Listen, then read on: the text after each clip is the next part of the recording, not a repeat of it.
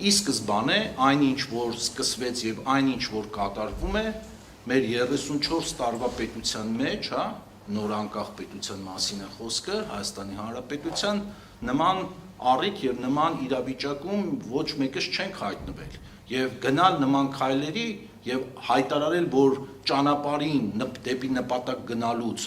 որևէ ռիսկից մենք կարող ենք զերծ լինել, դա առնվազն պատեհապաշտություն կլինի, բայց ես որպես հանրային ծառայությունների կարգավորող հանձնաժողովի նախագահ եւ առաջիկա ժամանակահատվածում ինչքան որ կաշխատեմ այդ պաշտոնում, ամենայն պատասխանատվությամբ հայտարարում եմ, որ ինձանից կախված ամեն ինչ անելու եմ, որ սուբյեկտիվ կամ օբյեկտիվ ինչ որ այդպիսի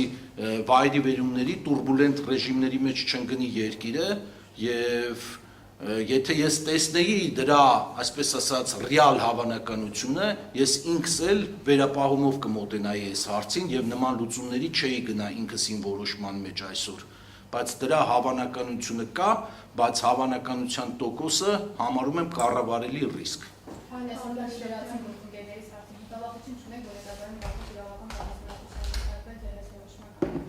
Եվ ոսանքի թանկացման հավանականությունը։ Դա այլ հարց է, անդրադառնամ դրան։ Այսինքն ես մի քիչ լավ չընկալեցի, որ մտավախություն չունեմ, որ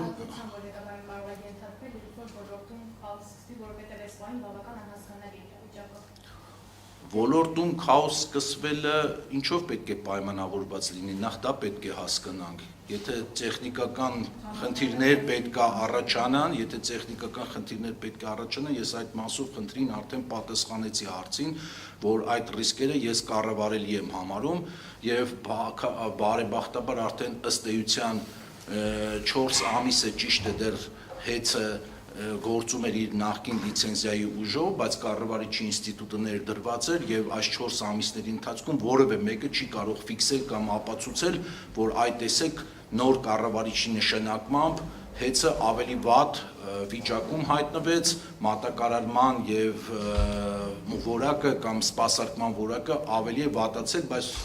քավլիցի աչքով չտանք, պետք է շարունակենք այդ տեմպը պահել եւ ավելի լավացնել, իսկ արդեն պատասխանատվության, քրեական պատասխանատվության ենթարկվել չենթարկվելու վերաբերյալ ես հետեւյալ ընդհանրապես կարող եմ ասել, որ առաջին օրվանից լրագրողները ինձ այդ նմանատիպ հարցեր ուղղել են եւ ես միանշանակ ասել եմ, որ առաջին հերթին ես գործել եմ իմ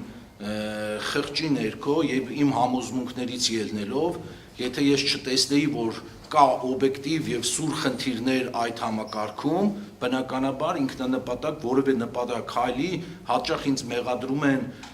եւ լրատվական միջոցները եւ տարբեր կողմեր քաղաքական պատվեր կատարելու մեջ, քիչ հետո կանդրադառնամ նաեւ հանձնաժողովի անկախության բանը կասկածի տակ դնելու հարցին, նրանք ովքեր որ ճանաչում են ինձ, ծանոթ են իմ կենսագրությանը, շատ արագ եւ ովքեր որ ծանոթ չեն կարող են ծանոթանալ, ես իմ կենսագրության տարբեր փուլերում բազմաթիվ այդպես հարցերում կարողացել եմ սկզբունքայնություն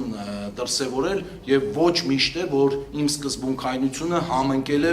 այդ օրվա իշխանության կամ պետական կառավարման համակարգի վեկտորի ուղղության հետ հետեւաբար ես կաշկանդված չեմ եղել երբեք իմ տեսակետը առաջ տանելու այնպես ինչպես ես եմ մտածում իսկ հեծի դեպքում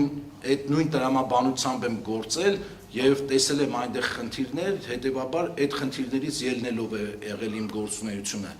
անդրադառնամ միանգամից սպասվող այն հարցին որ ՀԾԿ-ի հանրային ծառայությունները կարգավորող հանձնաժողովի